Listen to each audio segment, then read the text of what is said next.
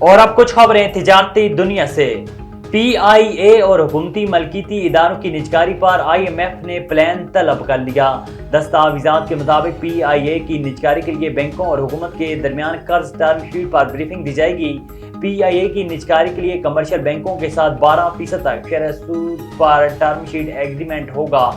ذرائع domestic financing کا کہنا ہے کہ کمرشل بینکوں کے ساتھ قرض ٹرم شیٹ معاہدہ طے پائے جانے پر بینکوں سے این او سی ملے گا۔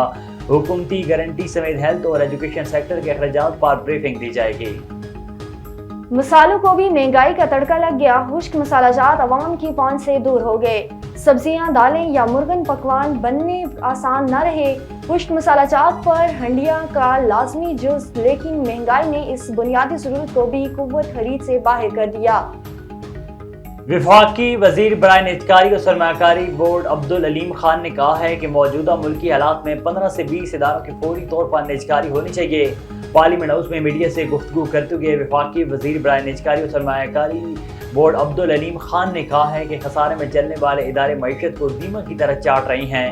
انہوں نے بتایا کہ صرف پی آئی اے کا گزشتہ 5 برس کا خسارہ 500 ارب روپے ہے اور ہر سال ضائع ہونے والا وہ قومی سرمایہ اور پیسہ ہے جس کا کوئی پرسان حال نہیں اور نہ ہی اس کا کوئی مداوع ہے۔ عبدالعلیم خان نے کہا ہے کہ خسارے میں چلنے والے اداروں کی نجکاری کے لیے اب کسی کو قائل کرنے کا مسئلہ نہیں، بلکہ یہ ہماری ملکی معیشت کی بقا کا سوال ہے، لہٰذا اسٹیل مل سمیت نقصان میں چلنے والے اداروں کی قسمت کا فوری طور پر فیصلہ کرنا ہوگا۔